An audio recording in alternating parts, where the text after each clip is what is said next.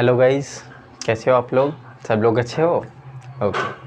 तो previous video जो मैंने आप लोगों को दिया था, अप्रॉक्सीमेटली 25 क्वेश्चंस हमने उसमें सॉल्व किए थे आपके सैम्पल पेपर का।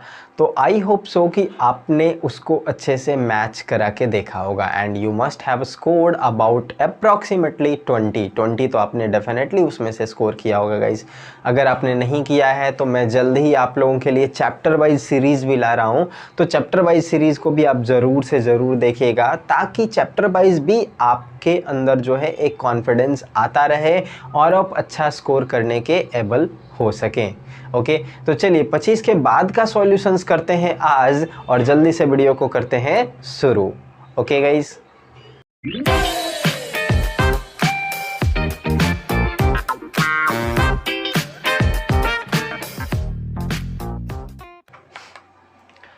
सो गाइज़ यहाँ तक हम लोगों ने कंप्लीट कर लिया था और ये अब सेक्शन बी स्टार्ट होता है एंड सेक्शन बी में भी आपके 25 से 48 मार्क्स तक का क्वेश्चन है। 28 नंबर से 48 नंबर तक के। ओके, और इसमें भी कुछ 20 अटेम्प्ट्स करना है। तो ये सब तो जनरल क्राइटेरिया, ये तो एग्ज़ाम आप देते हो तो आप पढ़ते ही हो। मेनली हमें सॉल्व करने सिखाना है कि how you can solve this kind of questions. Okay, तो let us have study the 25th question, that is the first question of the day. Okay guys, तो चलिए यहाँ पे देखिए क्या कहा जा रहा है। It is saying that which one of the following is not a neutral salt. कौन सा इसमें से जो है वो न्यूट्रल सॉल्ट नहीं है, not a neutral salt. Okay guys, neutral salt के बारे में पूछा जा रहा है और कौन सा है which one of the following is not a neutral salt. Neutral salt कौन सा नहीं है, ये आपसे पूछा जा रहा है। तो चलिए देखते हैं और चेक करते हैं इसमें से कि कौन सा आपका यहाँ पे है जो टर्म्स है। ये तीन दिए हुए हैं, एक है NaCl, एक है NaNO3, एक है Na2SO4, एक है Na2CO3। तो सबसे पहले तो न्यूट्रल सॉल्ट का मीनिंग क्या होता है, let us understand about this. Okay, तो न्यूट्रल सॉल्ट गाइज हम लोग ऐसे सॉल्ट को कहते हैं, न्यूट्रल सॉल्ट ऐसे सॉल्ट को कहते हैं जिस सॉल्ट में acid and base completely neutralize हो गया हो। क्या हो गया हो? कंप्लीटली न्यूट्रलाइज हो गया हो। तो कंप्लीटली न्यूट्रलाइज हो जाने के बाद जो हमारा सॉल्ट बनता है उस सॉल्ट को क्या कहते हैं? नेचुरल सॉल्ट या न्यूट्रल सॉल्ट बोलते हैं हम लोग। ओके, तो NaCl जब गाइज फॉर्म होता है, ये NaCl, तो ये बिल्कुल सारा एसिड इसके पार्ट का और सारा बेस इसके पार्ट का न्यूट्रली मर्ज हो जाता है। तो इसको तो हम लोग डेफिनेटली न्यूट्रल सॉल्ट ही कहेंगे। NaNO3 पे आते हैं। NaNO3 पे आप देख लो तो NaNO3 में क्या होगा, आपके पास कोई एक बेस होना चाहिए लाइक NaOH और एक कोई एसिड होना चाहिए HNO3 टाइप का। ओके, तो जब ये मिलेगा कंबाइन होगा तो आपका यहाँ से NaNO3 और यहाँ से Na, ये दोनों मर्ज होकर के बना देगा NaNO3 बना देगा। उसी तरह से आगे बढ़ते हैं यहाँ पे Na2SO4। तो Na2SO4 में क्या होगा गाइज कि सोडियम हाइड्रोक्साइड होगा NaOH का होल ट्वाइस। ओके, एंड क्या होगा, और इसके साथ में ऐड हो जाएगा H2SO4। तो यहाँ से सल्फेट और यहाँ से सोडियम, ये दोनों आपस में कंबाइन हो जाएंगे तो बना देगा क्या? Na2SO4 हमारा बना देगा। एंड जो लास्ट वन है हमारा, लास्ट वन है गाइज Na2CO3। ओके, तो यहाँ भी NaOH रहेगा सोडियम हाइड्रोक्साइड और इधर कोई एसिड रहेगा H2CO3। तो आपका CO3 वाला पार्ट और Na वाला पार्ट आपस में रिएक्ट करेगा और बनाएगा Na2CO3। इट मीन्स क्या गाइज, आपने देखा कि यहाँ जितने भी सॉल्ट्स जिस भी तरीके से फॉर्म हुए हैं, यहाँ पे कोई भी ऐसा सॉल्ट नहीं है जिस सॉल्ट में कोई भी एसिडिक पार्ट या कोई भी बेसिक पार्ट बच गया हो। इसमें ओवरऑल जो टोटल पार्ट्स होते हैं, जितने भी पार्ट्स उसके एसिड के होते हैं और जितने भी पार्ट्स उसके बेस के होते हैं, ये पूरा का पूरा पार्ट यहाँ पे कंबाइन हुआ है और कंबाइन होकर के ऐसा फॉर्म किया है। तो इसका मतलब इसमें सारे के सारे जो है गाइज न्यूट्रल सॉल्ट ही है। तो यहाँ ऑप्शंस एक्चुअली गलत है, इसमें से कोई ऑप्शन नहीं होगा। अगर हम कहें कि न्यूट्रल सॉल्ट कौन नहीं होगा, तो अगर कोई एक ऐसा सॉल्ट मैं बना देता हूँ NaHCO3 टाइप बना देता हूँ, यहाँ देखो हाइड्रोजन रह गया है। हाइड्रोजन के रह जाने का क्या मतलब होता है? अगर हाइड्रोजन रह गया गाइज, तो हाइड्रोजन के रह जाने का मतलब होता है कि हाइड्रोजन का पूरा कंप्लीटली ब्रेक डाउन नहीं होना। लाइक यहाँ पे देख लो आप, NaOH मैंने लिया और एक यहाँ पे लिया H2CO3, या हमने यहाँ पे H2CO3 ये एसिड टाइप ले लिया, ये बेस मैंने ले लिया, तो H2CO3 ले सकते हो, H2SO4 ले सकते हो। तो इसमें से ये कम्प्लीटली ब्रेक डाउन नहीं हुआ, इसमें से एक हाइड्रोजन तो लेट सपोज कि अलग हो गया पार्शियली, और एक हाइड्रोजन अभी इसी के साथ है, HCO3 के ही साथ है, और इधर सोडियम अलग हो गया, OH अलग हो गया। तो OH और H तो गाइस क्या बना लेगा? वाटर। जैसा कि आप जानते हो एसिड एंड बेस मिलते हैं तो ये वाटर का फॉर्मेशन करते हैं, और ये दोनों जब देखो मिलेगा तो ये बनाएगा NaHCO3, ऐसा बनाएगा। तो ये जो NaHCO3 हमारा यहाँ पे बनता है, ये जो फॉर्म होता है, इसमें कुछ एसिडिक पार्ट रह गए, इसलिए ऐसे सॉल्ट्स को हम क्या कहेंगे? ऐसे सॉल्ट्स को हम कहेंगे एसिडिक सॉल्ट। क्या कहेंगे? Acidic salt. तो ये सब जो सॉल्ट्स होंगे ना गाइस, ये न्यूट्रल सॉल्ट नहीं होंगे। तो आपको ऐसा कोई ऑप्शन में रहता तो आप उस ऑप्शन के साथ जा सकते थे, बट यहाँ पे कोई ऐसा ऑप्शन नहीं है, तो इसका मतलब इसमें नन ऑफ दीज होना चाहिए। यहाँ पे ऑप्शन कह सकते हो आप कि गलत दिया हुआ है। ओके, तो चलिए अब आगे मूव करेंगे गाइस क्वेश्चन नंबर 26 पे। सो गाइज 26 क्वेश्चन आपका ये है, a student perform some activity. एक स्टूडेंट है जिसने कुछ एक्टिविटी परफॉर्म किया है on 2 substances and record the observation given in the table. क्या एक्टिविटी किया?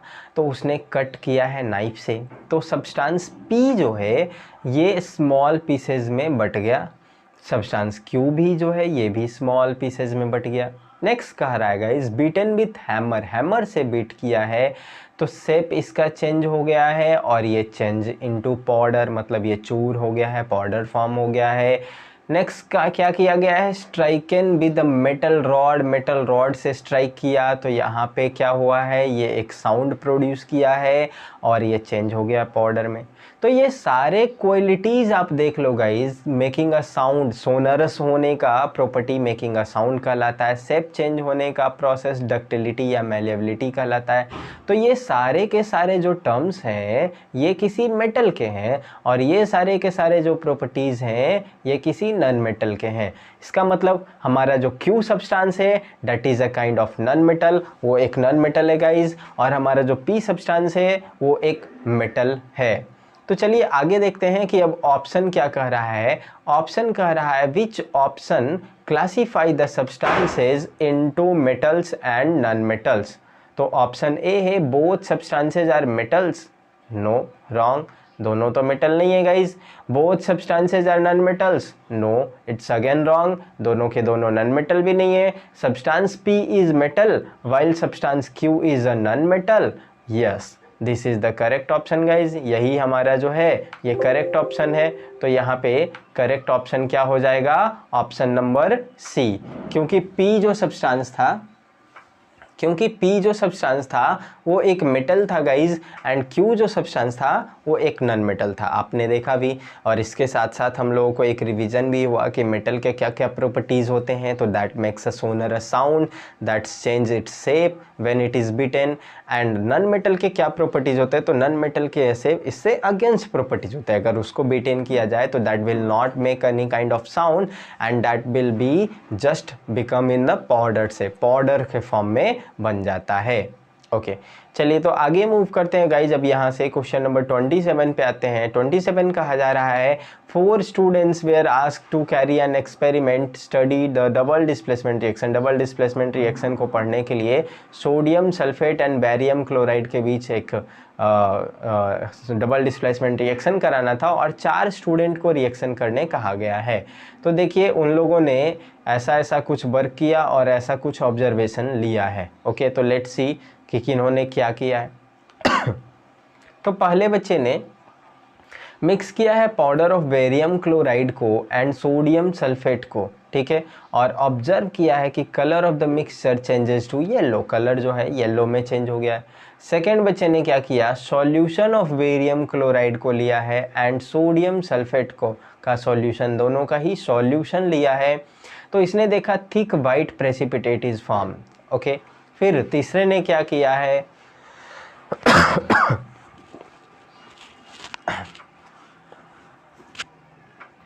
तीसरे बच्चे ने किया है बेरियम क्लोराइड का सॉल्यूशन को ऐड किया है सोडियम सल्फेट के पाउडर के साथ, और उसने देखा है कि सॉल्यूशन जो है टर्बिड हो गया है। और चौथे बच्चे ने क्या किया है, बेरियम क्लोराइड के पाउडर को लेकर के सोडियम सल्फेट के सॉल्यूशन के साथ मिक्स किया है और नो चेंज को ऑब्जर्व किया है। तो गाइज मैं आपको बता दूं कि जब कभी भी आपको डिस्प्लेसमेंट रिएक्शन होता है तो we need to take both in the solution form, दोनों को ही सॉल्यूशन फॉर्म में लेना होता है। प्लस सेकेंड थिंग क्या, एज यू नो स्टूडेंट कि ये जब भी रिएक्शन होगा तो ये एक प्रेसिपिटेशन रिएक्शन होगा, मतलब इसमें एक प्रेसिपिटेट फॉर्म होगा।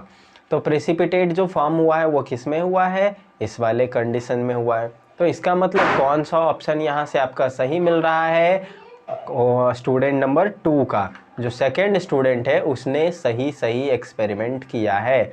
तो सेकेंड स्टूडेंट का एक्सपेरिमेंट नंबर है बी ऑप्शन, तो B option will be the correct one. चलिए आगे बढ़ते हैं गाइज, आगे मूव करते हैं क्वेश्चन नंबर 28 पे।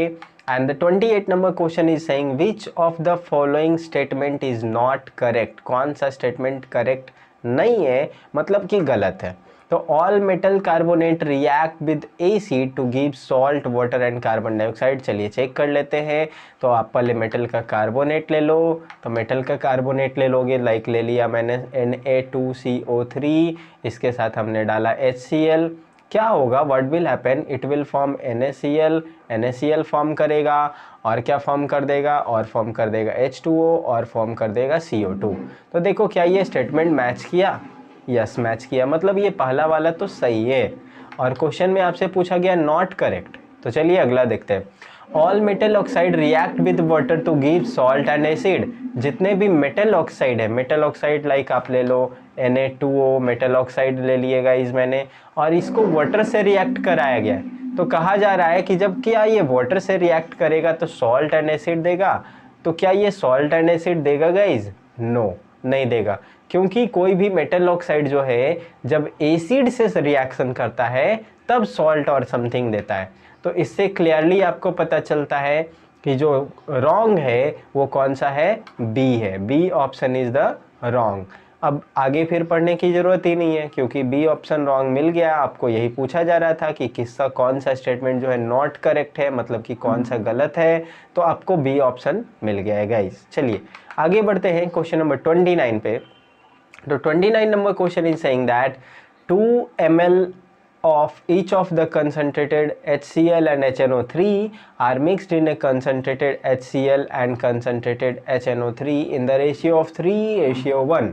ओके, 2 ml का दोनों कंसनट्रेटेड रेशियो लिया गया और उसको 3:1 में मिला दिया गया टेस्ट ट्यूब में, और उसको ABC करके एक लेवल दिया गया है। A small piece of metal put किया गया है इन टेस्ट ट्यूब में, उसमें कोई चेंज अकर नहीं हुआ है टेस्ट ट्यूब ए में एंड बी में, but the metal got dissolve in the test tube C respectively. Which metal could be this, तो कौन सा मेटल है ये, है ना, ये आपसे क्वेश्चन किया गया है गाइस। ओके फिर ध्यान से सुनिए क्वेश्चन क्या कहा। क्वेश्चन में कहा गया 2 ml कंसनट्रेटेड HCl था, 2 ml कंसनट्रेटेड HCl HNO3 का एक मिक्सचर था, और मिक्सचर था तो इसको concentrated HCl and concentrated HNO3 को किस रेशियो में लिया गया था, 3:1 में लिया गया था, और लेवलिंग किया गया है A, B और C से। A में स्मॉल पीस ऑफ मेटल को पुट किया गया, ठीक है, स्मॉल मेटल पीस को पुट किया गया टेस्ट ट्यूब में, तो no changes record in A and B, A और बी में कोई चेंजेस रिकॉर्ड नहीं हुए हैं, बट सी में जो है वो चेंजेस रिकॉर्ड हुए हैं सी में। ओके गाइज, तो सी में जो चेंजेस रिकॉर्ड हुआ है तो मेटल कौन सा ऐसा हो सकता है इसमें से जिसकी वजह से वैसा चेंजेस रिकॉर्ड हुआ है सी में, this was is the question. Okay तो गाइज मैं आपको बता दूं कि जब आप HCl और HNO3 जो कि दोनों के दोनों ही एसिड हैं, आप इसको 3:1 में जब भी आप मिलाते हो, ओके 3:1 में जब भी आप मिलाते हो तो इससे बनता क्या है हमारा, इससे बनता है हमारा एक्वारेजिया। क्या बनता है, एक्वारेजिया, जिसको कि कहा जाता है एसिड्स का king, the king of acids माना जाता है। तो गाइस जब ये किंग ऑफ एसिड्स है, ये क्या है, किंग ऑफ एसिड्स है, तो इसका मतलब इसमें जो सब्सटेंसेज है वो गोल्ड को भी घुलाने के कैपेबल होगा। तो कौन सा सब्सटेंस सी में घुलेगा, gold, AU will dissolve in that. Okay guys, आगे बढ़ते हैं हम लोग। तो आगे हम लोग लेते हैं, तब तक इसको मैं थोड़ा सा इरेज कर देता हूँ क्योंकि अगले क्वेश्चन में इसमें कुछ एक्सप्लेन करने की ज़रूरत होगी मे बी। ठीक है, तो इसको मैंने इरेज कर दिया है। चलिए यहाँ पे आते हैं गाइस। तो अगला क्वेश्चन कहा जा रहा है, out of the following pair of metallic salts the pair of salts whose each salt forms colored solution when dissolved separately in the two beaker containing water is। Okay, इसमें से दो दो पेयर सारे salts के given है, सारे salts के दो दो पेयर्स गिवन है। तो दोनों पेयर्स को बीकर में डिसॉल्व कराया जा रहा है, पानी लेकर के डिसॉल्व कराया जा रहा है। तो क्वेश्चन आपसे ये अराइज हो रहा है कि कौन से वाले बीकर में, इनमें से कौन से वाले बीकर में ऐसा कुछ होगा कि दोनों में ही कलर चेंजेस देखने को मिलेंगे। तो ऑप्शन नंबर ए है copper sulphate and zinc sulphate guys. तो कॉपर सल्फेट तो आपका ब्लू कलर में टर्न हो जाएगा डेफिनेटली जब भी आप उसको डिसॉल्व करोगे, बट जिंक सल्फेट नहीं होगा। अगर ऑप्शन नंबर बी देखते हैं तो फेरस सल्फेट तो हो जाएगा ग्रीन कलर में, जिंक सल्फेट नहीं होगा गाइस। थर्ड में देखते हैं फेरस सल्फेट ग्रीन में हो जाएगा, कॉपर सल्फेट ब्लू में हो जाएगा, मतलब इसी में है जो दोनों चेंज होगा। तो the correct option is option number C guys. Option number C है जिसमें दोनों के दोनों ही सब्सटेंसेस कलर चेंज कर सकते हैं। आगे बढ़ते हैं नेक्स्ट क्वेश्चन पे। तो नेक्स्ट क्वेश्चन आपका कुछ एसर्शन रीजन का गिवन है। तो एसर्शन रीजन में पहले आप ऑप्शंस देने का रूल सीख लो। रूल्स क्या है कि एसर्शन भी सही हुआ, रीजन भी सही हुआ और रीजन करेक्ट एक्सप्लेनेशन है। ओके, तो ऑप्शन नंबर ए।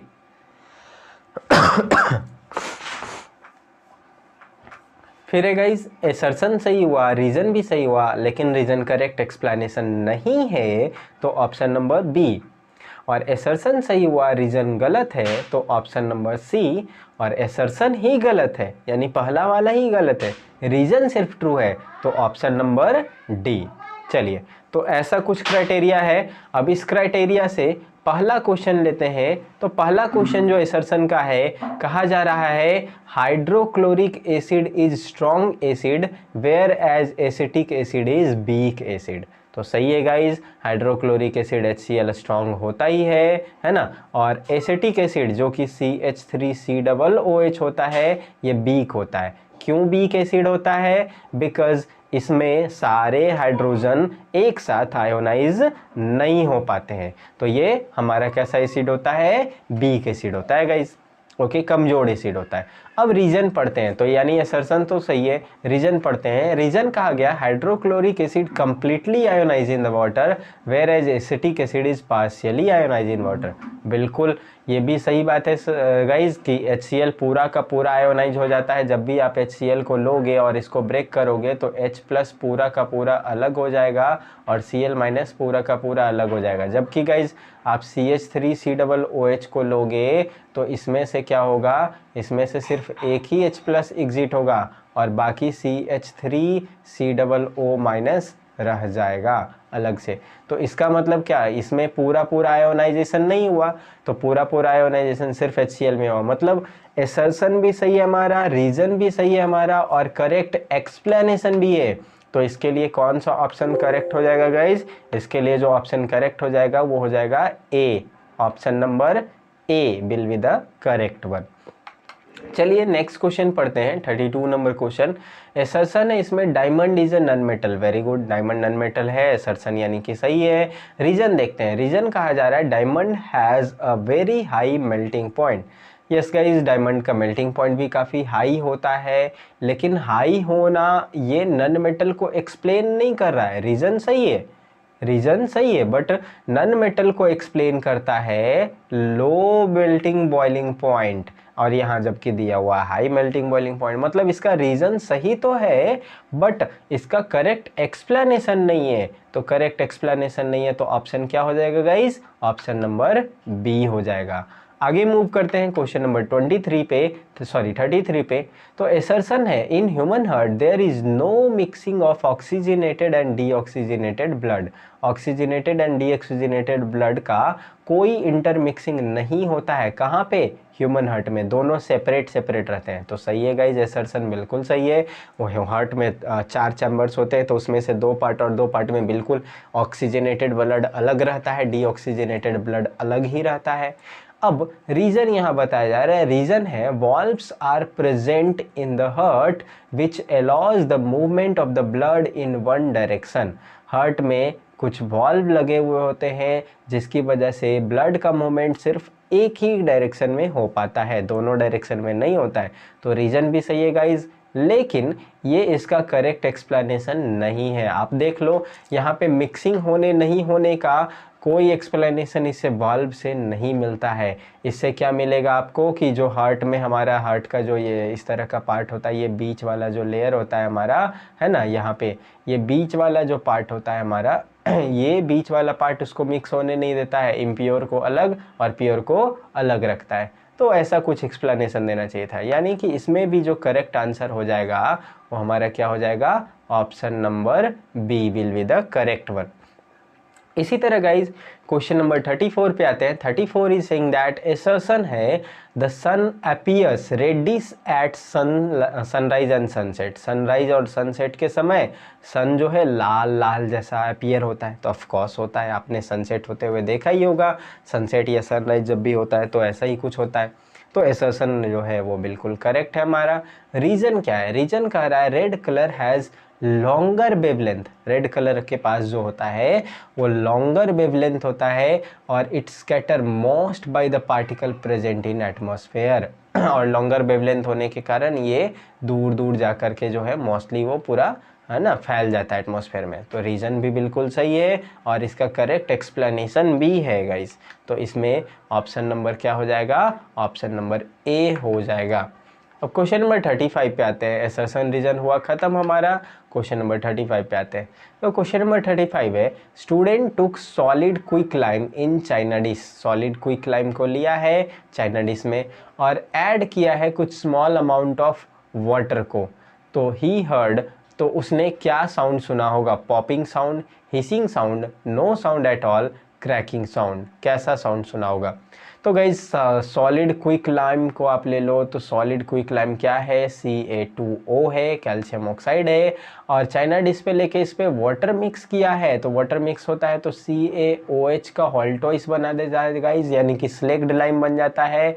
और प्लस में जैसे ही ये बनता है तो प्लस में कुछ यहाँ पे H2O का 1-2 मॉलिक्यूल इधर बच भी जाता है। तो ये जो CaOH का हॉल्टोइस फॉर्म हुआ है ना, तो ये हिसिंग साउंड के साथ बनता है। कैसे साउंड के साथ बनता है, हिसिंग साउंड के साथ, क्योंकि वहाँ पे वो काफ़ी अमाउंट में हीट भी रिलीज करता है। क्या करता है, काफ़ी ज़्यादा अमाउंट में हीट को भी रिलीज करता है। तो इसलिए यहाँ पे करेक्ट ऑप्शन क्या हो जाएगा, the correct option will be C, यानी कि हिसिंग साउंड के साथ ये, है ना, क्या होगा, वाटर एग्जिट होगा। चलिए आते हैं क्वेश्चन नंबर 36 में। 36 is saying that why is more concentrated yellowish urine extracted in summer. Okay, तो येलोइस समर में, यानी कि गर्मी के दिनों में येलोइस टाइप के जो कंसनट्रेटेड यूरिन जो होते हैं क्यों होते हैं। तो ऑप्शन है because of the most of the water excreted from the sweat, क्योंकि ज़्यादातर वाटर जो है स्वेट के फॉर्म में चला जाता है बाहर। नेक्स्ट है because most of the water excreted in the form of sweat which evaporated soon due to the low environmental temperature. उसके बाद कह रहा है guys because water intake is more, और लास्ट कर रहा है बोथ A एंड C। तो आपको गाइज यहाँ पे हाई टेम्परेचर वाला ऑप्शन सही होगा, यानी कि ऑप्शन नंबर A सही होगा गाइज। A के अकॉर्डिंग कहा जा रहा है कि इन्वायरमेंट में जो हाई टेम्परेचर है, हाई टेम्परेचर, गर्मी में हाई टेम्परेचर रहता ही है, उसके कारण मोस्ट ऑफ द वाटर हमारा स्वेट के फॉर्म में बाहर निकल जाता है, पसीना पसीना वगैरह होके निकल जाता है। तो वाटर कम बचता है हमारे बॉडी में। तो उस वाटर में जो नाइट्रोजीनियस सब्सटेंस मिलेगा जो हमारा, और नाइट्रोजीनियस सब्सटेंस मिल करके फिर जो बाइल पिगमेंट्स मिलेंगे, बाइल पिगमेंट्स के कारण ये लोइस टाइप का यूरिन होता है। तो बाइल पिगमेंट्स जो उसमें मिक्स होंगे वो का ज़्यादा अमाउंट में हो जाएगा मिक्स, क्योंकि वाटर का अमाउंट कम रह गया है। तो इसलिए गर्मी के दिनों में ज़्यादातर येलोइस यूरिन जो है वो एक्सट्रैक्ट होता है, येलोइस यूरिन। तो correct option will B A here. आगे मूव करते हैं गाइस क्वेश्चन नंबर 37 पे। तो क्वेश्चन नंबर 37 कह रहा है आपको only 2 of the following statement accurately describe what happens in the mouth. इसमें से कोई 2 स्टेटमेंट ही है जो माउथ में क्या होता है ये बताता है। तो आपको फिर बाद में बताना है कि कौन कौन सा स्टेटमेंट सही है, क्या 1 एंड 2 सही है, या फिर 2 एंड 3 सही है, या फिर 3 एंड 4 सही है, या 1 एंड 4 सही है। तो लेट्स रीड कि कौन कौन सा सही है। तो पहला कह रहा है amylase breaks down the large starch molecules into smaller maltose molecule. दूसरा कह रहा है chewing increases the surface area of the food for the digestion. तीसरा कह रहा है saliva emulsifies fats into the smaller droplets. और फोर्थ कह रहा है teeth break up large insoluble molecule into the smaller soluble molecule.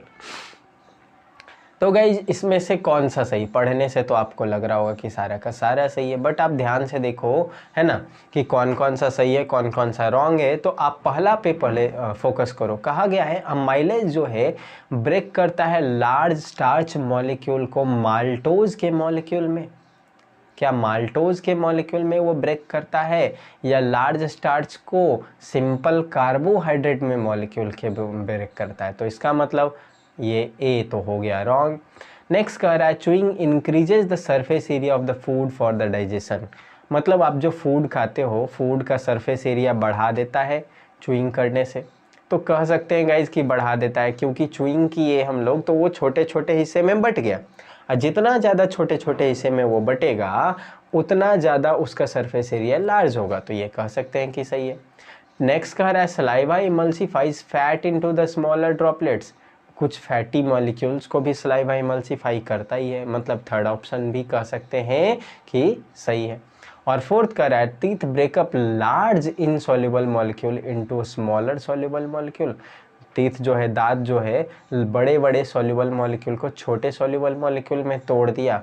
तो सॉल्युबल मॉलिक्यूल हो या ना हो डजेंट मैटर, यहाँ दांत का तो काम है तोड़ना, तो दांत तो तोड़ा, लेकिन ये सॉल्युबल मॉलिक्यूल या इनसॉल्युबल मॉलिक्यूल को नहीं तोड़ा है।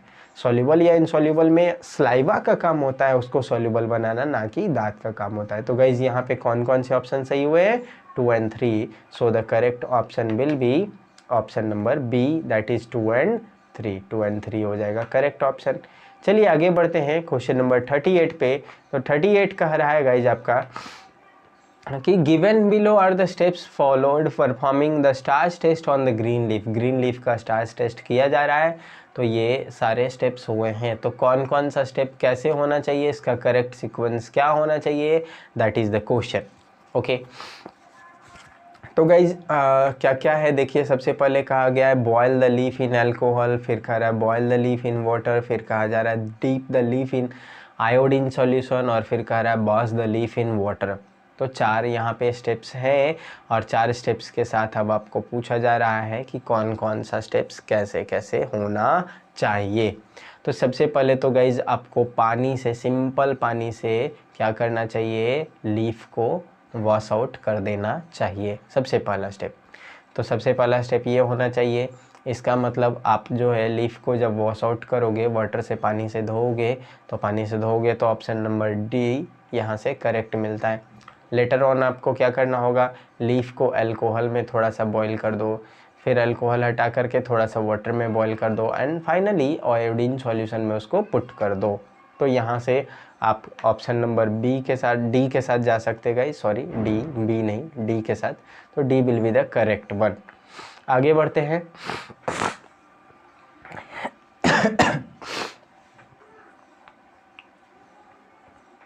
आगे बढ़ते हैं गाइस क्वेश्चन नंबर 39। और हाँ, इसी बीच आप ज़रा चैनल को सब्सक्राइब भी कर दो, लाइक भी कर दो और अपने फ्रेंड्स के साथ भी शेयर कर दो, ताकि सब लोगों को कुछ ये सब नोटिस मिलते रहे, जानकारी मिलते रहे और वो लोग भी कुछ क्वेश्चंस का प्रैक्टिस कर सके गाइस। ओके, तो चलिए क्वेश्चन नंबर 39 है, if the magnification produced by lens is -3 then it means the lens is, magnification -3 है गाइस, ध्यान देना। तो मैग्निफिकेशन जो होता है वो मेनली HI और HO का रेशियो होता है। तो हाइट ऑफ ऑब्जेक्ट तो हमेशा पॉजिटिव में ही रहेगा। यहाँ मैग्निफिकेशन माइनस आया है, इसका मतलब डेफिनेटली HI क्या चीज़ में रहा होगा, माइनस में रहा होगा, तभी जा कर के ये दोनों प्लस माइनस मिल करके यहाँ पे क्या बनाया, माइनस बनाया गाइस।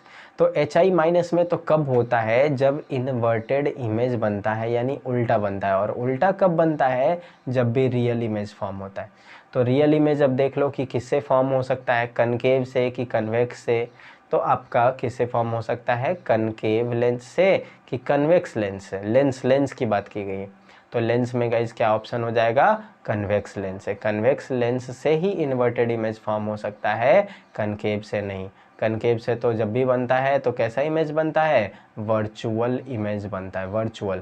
और इससे कभी भी बनता है तो कैसा इमेज बनता है, रियल भी बनता है। और एक केस ऐसा होता है जिसमें वर्चुअल भी बनता है। तो रियल बनने का ऐसे केस तो बी के साथ ही है, तो B option will be the correct one. चलिए आगे बढ़ते हैं क्वेश्चन नंबर 40 पे।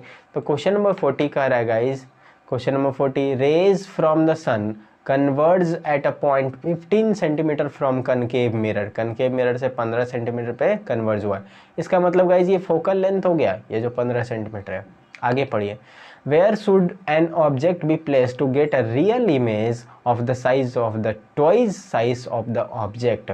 ठीक है, ऑब्जेक्ट को कहाँ पर प्लेस करें ताकि रियल इमेज भी बने और कैसे साइज का बने, ट्वाइस साइज का बने साइज ऑफ ऑब्जेक्ट के कंपैरिजन में। ओके गाइज, तो आपको फोकल लेंथ यानी कि कनकेव लेंस का मिला है -15। ऑब्जेक्ट को पूछा गया है कि कहाँ पे रखें, तो ऑब्जेक्ट को आप मान लो कि 1 सेंटीमीटर दूर रखें ताकि इमेज जो बने ट्वाइस साइज का बने। तो ट्वाइस साइज का इमेज बनेगा, यानी कि जो भी होगा वो डबल साइज का होगा, यहाँ पे बताया गया। तो डबल साइज का भी होने का मतलब आप कॉरेस्पॉन्डिंगली निकाल लो, HI/HO इज इक्वल टू क्या होता है गाइज, -B/U होता है। तो HI डबल साइज का बना है HO के कंपैरिजन में, तो HI को हम 2HO लिख सकेंगे, फिर HO कैंसिल कर सकेंगे। तो 2U बराबर क्या हो जाएगा, -B। ध्यान से देख लो क्या हो जाएगा, 2U बराबर क्या हो जाएगा, -B। लेकिन यहाँ पे HO जो होगा इन्वर्टेड होगा, तो इसका माइनस और इसका -B क्या हो जाएगा गाइज, कैंसिल हो जाएगा। तो आप क्रॉस मल्टीप्लाई करोगे तो 2U इज इक्वल टू आ जाएगा B, मतलब B इज इक्वल टू हो जाएगा 2U, मतलब यहाँ पे हो जाएगा -2x। अब क्या है, अब सिंपल सी बात है, अब आप इसको सॉल्व कर लो। 1/f is equals to 1/b plus 1/u, है ना। तो आप इसको सॉल्व करोगे तो क्या हो जाएगा, 1/b का माइनस ऊपर चला जाएगा, -2x, है ना। और यहाँ पर भी आ जाएगा -1/x। ओके, और इक्वल टू उधर f का वैल्यू क्या था, 1/-15, तो -1/15 कर लो। एलसीएम तो गाइज 2 ही आएगा यहाँ से, 2x, और यहाँ पे क्या हो जाएगा x + 2x, यानी कि ऊपर में आ जाएगा 3x is equal to -1/15। Cross multiply कर लो, और क्रॉस मल्टीप्लाई कर लोगे तो आ जाएगा 14 5 जा 55, 45/2, 45/2 आ जाएगा। तो 45/2 यानी कि 22.5 जो होगा वो हमारा आंसर होगा। तो चलिए 22.5 देखिए किस में है, ऑप्शन नंबर ए में। तो option number A will be the correct one. चलिए आगे बढ़ते हैं क्वेश्चन नंबर 41 में। तो 41 कहा जा रहा है guys, during the respiration of germinating seeds KOH is used to. Germinating seeds के रेस्पिरेशन में KOH किसके लिए यूज होता है, तो KS यूज होता है एब्जॉर्प्शन ऑफ कार्बन डाइऑक्साइड में, है ना। कार्बन डाइऑक्साइड का जो ये एब्जॉर्प्शन करता है, इस एब्जॉर्प्शन के प्रोसेस के लिए यूज होता है ना, ताकि वहाँ से रेस्पिरेशन जर्मिनेशन जो है सीड्स का जर्मिनेशन हो सके, और वहाँ पे KOH हम लोग पुट कर देते हैं। तो कार्बन डाइऑक्साइड क्या हो जाता है, वहाँ पे से एब्जॉर्ब हो जाता है, एब्जॉर्ब। चलिए आगे बढ़ते हैं गाइस, क्वेश्चन नंबर 42 की तरफ। तो क्वेश्चन नंबर 42 है व्हेन एयर इज़ ब्लॉन, जब एयर को क्या किया जाता है, ब्लॉन किया जाता है फ्रॉम माउथ, माउथ से एक टेस्ट ट्यूब में जिसमें कंटेनिंग है वाटर, है ना। तो लाइम वाटर मिल्की वाटर में कन्वर्ट हो जाता है, किसकी वजह से, कार्बन डाइऑक्साइड की वजह से, क्योंकि माउथ से जैसे ही हम लोग उसमें ब्लो करते हैं तो लाइम वाटर जो है मिल्की वाटर में कन्वर्ट हो जाता है। ओके, क्वेश्चन नंबर 43 है, क्या है गाइस, क्वेश्चन नंबर 43 है if a real image of a candle flame is formed, है ना, by a lens 3 size, 3 size का बना है कैंडल फ्लेम। ओके, तो आपको कह रहा है and the distance between the lens and the object is, lens और ऑब्जेक्ट का जो डिस्टेंस है वो 80 सेंटीमीटर है। What distance should be the screen is place to from the lens to get a sharp image. मतलब guys simple सी बात है, आपको यहाँ पे क्या पूछा जा रहा है आप ध्यान दोगे तो पता चलेगा। आपको क्वेश्चन में दे दिया गया है कि 3 टाइम्स लार्ज इमेज फॉर्म हो रहे हैं, 3 टाइम लार्ज इमेज बना है, और जो 3 टाइम्स लार्ज इमेजेस फॉर्म हुए हैं उसके बारे में भी आपको कहा गया है कि ये कितने दूर ऑब्जेक्ट को रख करके बनाया गया है, तो 80 सेंटीमीटर दूर रख करके। तो आपका u का वैल्यू हो गया -80 सेंटीमीटर। ओके, u के बाद आपका जो v है वो आपको फाइंड आउट करना है, और आप देख लो वहाँ पे क्या दिया हुआ है, 3 टाइम्स रियल इमेज फॉर्म हुआ है। तो 3 टाइम्स रियल इमेज के लिए आप रिलेशन ले लो, hi माइनस हो जाएगा ऑफकोर्स इज बाई HO, तो ये इज इक्वल टू 3 टाइम होगा, तो 3 टाइम ये हो गया है गाइस। अब इसी को आप -v/u भी लिखते हो, तो माइनस से माइनस कैंसिल हो जाएगा, और v/u HO ये बन जाएगा, जैसे ही 3 लिखेंगे तो ये भी कैंसिल हो जाएगा। अब क्रॉस मल्टीप्लाई करो तो v इज इक्वल टू क्या आ गया, 3u, क्या आ गया, 3u आ गया। तो 3u मतलब 80 इंटू 3 गाइज, 80 जो है ये हमारा, ये 80 इंटू 3 आप कर लो तो क्या आ जाएगा, 240 सेंटीमीटर।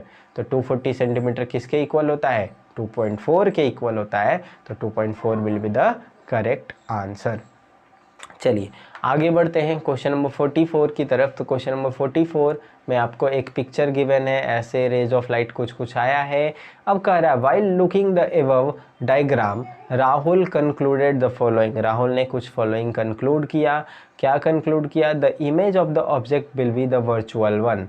आप यहाँ से देख करके बताओ वर्चुअल इमेज होगा कि नहीं होगा, यस ऑफ कोर्स होगा। क्यों होगा गाइज, कि ये कौन सा मिरर है, ये मिरर जो है हमारा कन्वेक्स वाला मिरर है, एंड कन्वेक्स मिरर है क्योंकि देखो जो भी फोकल लेंथ है और ये सब है, ये सब इस साइड है, मतलब ये कन्वेक्स लेंस है, तो इससे वर्चुअल इमेज बनेगा ही बनेगा। तो एक कंक्लूजन तो सही हुआ। दूसरा कंक्लूजन है the reflected ray will travel the same path as the incident ray but in the opposite direction, है ना। तो रिफ्लेक्टेड रे जो होगा वो ट्रेवल करेगा सेम पाथ पे ट्रेवल करेगा, इंसिडेंट रे जिस डायरेक्शन में आया है, लेकिन अपोजिट डायरेक्शन हो जाएगा उसका, लेकिन क्या हो जाएगा, डायरेक्शन अपोजिट हो जाएगा। तो देखो यहाँ से जो रे ऑफ लाइट एक दूसरा आएगा सेंटर की तरफ जाने के लिए, उसमें ऐसा होगा कि जहाँ से आया है उसी तरफ लौट जाएगा, बस इमेजिन होगा कि ये कहाँ से पास करने वाला है, सेंटर से। मतलब सेकेंड वाला ऑप्शन भी सही है। आगे बढ़ते हैं, थर्ड वाला ऑप्शन देखते हैं। कहता है the image of the object will be inverted, image जो बनेगा वो इन्वर्टेड बनेगा। तो नो गाइज, यहाँ पे जब भी बनेगा वर्चुअल इमेज बनेगा, एंड वर्चुअल इमेज इन्वर्टेड नहीं होता है बल्कि इरेक्ट होता है, सीधा होता है। एंड फोर्थ क्वेश्चन कर रहा है guys this is a convex mirror, yes convex mirror तो है, and the focal length will be the negative, और इसका फोकल लेंथ जो होगा वो नेगेटिव होगा। नो गाइज, ये भी नहीं है, फोकल लेंथ इसका पॉजिटिव होता है क्योंकि इस साइड है, राइट हैंड साइड है। आप साइन कन्वेंशन याद करो, साइन कन्वेंशन में इधर x का पॉजिटिव होता है, इधर x का नेगेटिव होता है, तो इसका तो फोकल लेंथ इस साइड है, इस साइड है, यहाँ से इस साइड है, देखो तो इसमें तो पॉजिटिव में होगा, नेगेटिव में नहीं होगा, मतलब fourth statement is also wrong. तो अब फाइनली ऑप्शन के साथ चले जाओ, तो कौन सा ऑप्शन सही होगा, option number only 1, option number 1 and 3, option number 2, 3 and 4, option number 1, 2, 3, 4, चारों।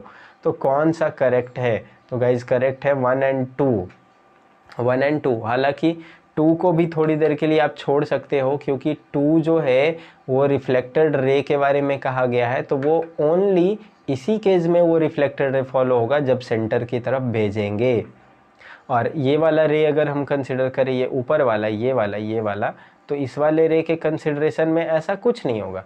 इस वाले रे के कंसिडरेशन में ये तो दूसरे साइड रिफ्लेक्ट किया है, यानी कि जो मोस्ट यहाँ पे प्रोबेबिलिटी है इसके करेक्ट होने की, वो सिर्फ और सिर्फ ऑप्शन नंबर ए है। तो ऑप्शन नंबर ए हमारा करेक्ट ऑप्शन होगा गाइज। अब आगे हम लोग यहीं से फिर मूव करते हैं क्वेश्चन नंबर 45 पे। तो क्वेश्चन नंबर 45 में N1, N2, N3 तीन मीडियम गिवन है, जिससे लाइट यहाँ से आते हुए पास आउट हो रहा है गाइज। और कहा गया भी है कि इन अब diagram which of the following statement is true. कुछ स्टेटमेंट्स गिवन है, कौन सा स्टेटमेंट ट्रू है ये देखना है। तो पहला है medium 1 is denser than medium 3। तो ये मीडियम 1 है हमारा गाइज, ये मीडियम 3 है। मीडियम 1 से रेज ऑफ लाइट आते हुए मीडियम 3 की तरफ जा रहा है। तो आप जैसा कि स्नेल्स लॉ में जानते हो कि जब ये नॉर्मल की तरफ वेंड हो तो वो डेफिनेटली डेंसर मीडियम होता है, रेयर मीडियम से डेंसर मीडियम आते हुए होता है। और फिर यहाँ पे नॉर्मल से अवे जा रहा है, मतलब ये रेयर मीडियम होगा। बट नॉर्मल से अवे इसको कुछ इधर जाना चाहिए था, और ये इससे भी ज़्यादा आगे गया है गाइज। ओके, तो थोड़ा और इधर मतलब मूव किया है, नॉर्मल से अवे होने के बाद भी आगे मूव किया है। तो हम कह सकते हैं इसको कि ये रेयरेस्ट मीडियम है, रेयरेस्ट मीडियम है। तो रेयरेस्ट मीडियम है, इसका मतलब ऊपर वाले मीडियम के कंपैरिजन में भी उससे भी रेयर मीडियम है। तो यहाँ N2 लिखा हुआ होना चाहिए था, N1 ही लिखा हुआ है। तो इसके अकॉर्डिंग गाइज देखिए क्या हो जाएगा, medium 1 is denser then medium 3। तो मीडियम 1 तो वो मीडियम 3 से करेक्ट, तो ये वाला ऑप्शन हमारा सही है। और मैं कहते हैं कि कौन ऑप्शन हमारा हो सकता है मीडियम 1 से, तो मीडियम 1 जो यहाँ पे करेक्टिव डेंसर है, क्योंकि मीडियम 3 रेयरेस्ट हो गया, मीडियम 1 से कंपेयर में। सेकंड है मीडियम 2 इज रेयरेस्ट, मीडियम 2 नहीं, ये बिल्कुल नहीं है, मीडियम 2 तो डेंसर था। अब एक ऊपर पिक्चर में थर्ड है medium 3 is denser then medium 1, ये नहीं होगा क्योंकि मीडियम 3 जो है वो रेयर था, ये नहीं होगा। तो medium 1 and 3 essentially are same medium but 2 is denser medium, no ये भी नहीं होगा। तो ओवरऑल हमारा करेक्ट ऑप्शन रहेगा ए हो जाएगा। Option number A will be the finally correct option for this question. इस क्वेश्चन के लिए मूव करें क्वेश्चन नंबर 46। तो इसमें कहा जा रहा है कि the refractive index of flint glass is 1.65 and that for the water is 1.33 with respect to air. Okay, air के रेस्पेक्ट में गिवन है guys. What is the refractive index of water with respect to flint glass. तो guys बहुत ही easy question है ये। इसके according आप अगर N1/N2 फार्मूला लगा लोगे सिंपली और N1 N2 का वैल्यू पुट कर दोगे तो ईजिली कैलकुलेट होकर के निकल जाएगा। तो N1 हमारा है 1.33 और N2 है हमारा 1.65। अब आप इसको कैलकुलेट कर देना। तो ये देखो डेनोमिनेटर ग्रेटर है, तो डेनोमिनेटर ग्रेटर होना मतलब ये जो वैल्यू है वो डेफिनेटली 1 से कम आएगा। तो 1 से कम हमारा एक ही ऑप्शन है, ऑप्शन नंबर ए। तो option number A will be the correct one. अब क्वेश्चन नंबर 47 पे मूव करते हैं गाइज। ऐसा ये एक डायग्राम दिया हुआ है, ऑब्जेक्ट है रखा हुआ यहाँ पे, और यहाँ इसका इमेज बन रहा है इस लेंस में। तो ऑब्जेक्ट अप्रॉक्सीमेटली जितना पे रखा हुआ है उसके फोकल लेंथ और इसके बीच में बन रहा है इमेज, है ना। तो क्वेश्चन अब पढ़ते हैं कि क्या कह रहा है। तो क्वेश्चन कह रहा है above the focal length of 10 centimetre. Focal length यहाँ से यहाँ का डिस्टेंस 10 सेंटीमीटर हो गया। The object of height 2 centimetre is placed. Object ये 2 सेंटीमीटर का प्लेस किया गया। 15 centimetre from the optical centre. Optical centre से 15 पे है, इसका मतलब ये सेंटर और फोकस के मिड में रखा हुआ है। ओके गाइज, यहाँ सेंटर हो गया, यहाँ फोकस हो गया। तो सेंटर एंड फोकस के मिड में यहाँ पे ऑब्जेक्ट हो गया है 15 सेंटीमीटर पे, है ना। ये 15 सेंटीमीटर पे ये ऑब्जेक्ट हो गया है हमारा, ठीक है। और अब कहा जा रहा है find the height of image. Image जो है हम लोगों को हाइट का कैलकुलेट करना है। ओके, तो चलिए हम लोग इसको कैलकुलेट करते हैं। इसको न्यूमेरिकल टाइप से आपको बनाना होगा। तो पहले मैं इसको इरेज कर देता हूँ नीचे ये जो डाटा है लिया हुआ, और फिर अभी आपको सॉल्व करके दिखाता हूँ। तो यहाँ सबसे पहले हम लोग u देखेंगे कि u हमारा कितना हो जाएगा, यानी ऑब्जेक्ट डिस्टेंस हमारा कितना हो जाएगा।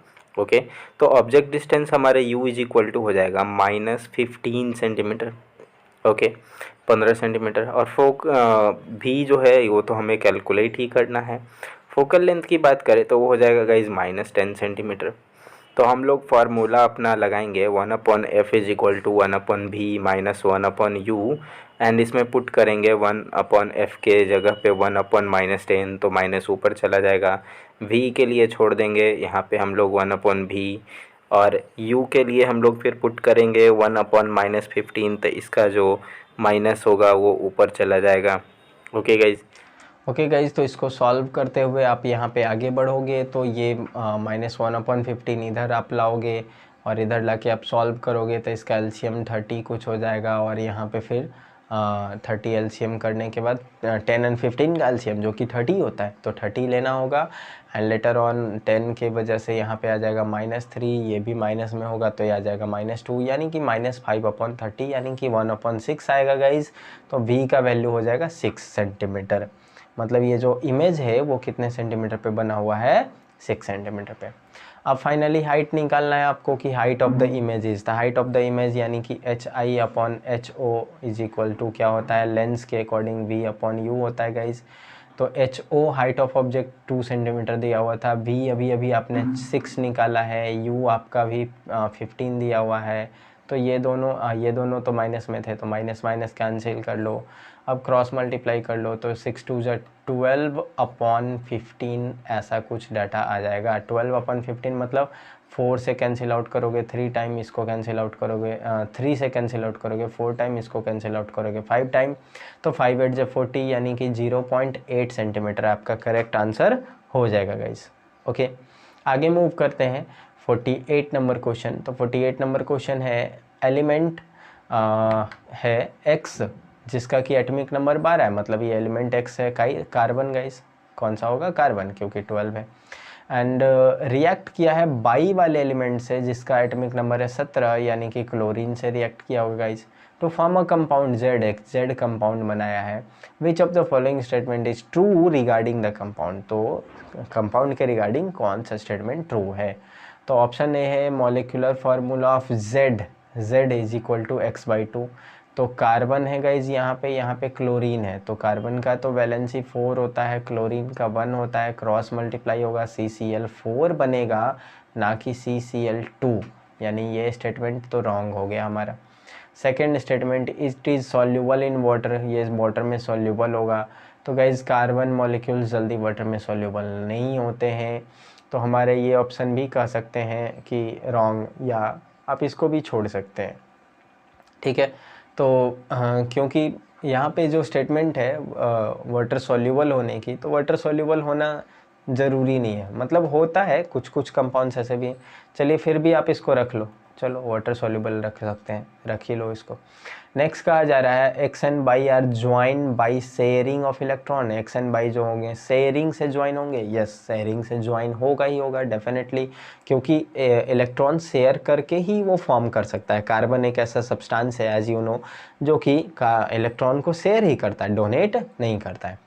एंड द लास्ट वन यानी कि फोर्थ क्या है, it would conduct electricity in molten state. Molten state में ये इलेक्ट्रिसिटी कंडक्ट करेगा, नहीं गाइज ये भी नहीं होगा, क्योंकि इलेक्ट्रिसिटी का कंडक्शन वगैरह होता है आयनिक कंपाउंड से, कोवेलेंट कंपाउंड से कभी नहीं। ओके, तो अकॉर्डिंग टू दिस मतलब सेकंड को भी मान सकते हैं कुछ देर के लिए, तो सेकंड एंड थर्ड सही होगा, नहीं तो सिर्फ थर्ड। तो ऑप्शंस में आपके देखिए क्या है, ऑप्शंस में सिर्फ थर्ड तो है नहीं, सेकंड एंड थर्ड है, यस, तो सेकंड एंड थर्ड के साथ आप जा सकते हो, you can go with option number ए। तो दैट्स ऑल गाइज, वीडियो फिर ज़्यादा लंबा हो जाएगा, आज इतना ही रखते हैं। फिर नेक्स्ट वीडियो में सेक्शन सी मैं बता दूंगा, यानी कि आखिरी के जो 10 क्वेश्चंस हैं वो बता दूंगा। ठीक है, तो तब तक के लिए आप करो वीडियो को सब्सक्राइब, चैनल को कर दो लाइक, है ना, ना चैनल को कर दो सब्सक्राइब, वीडियो को कर दो लाइक, है ना, और इन्जॉय करो, पढ़ो लिखो, है ना, खूब अच्छा स्कोर करो। Okay guys, so take care, thank you, bye bye.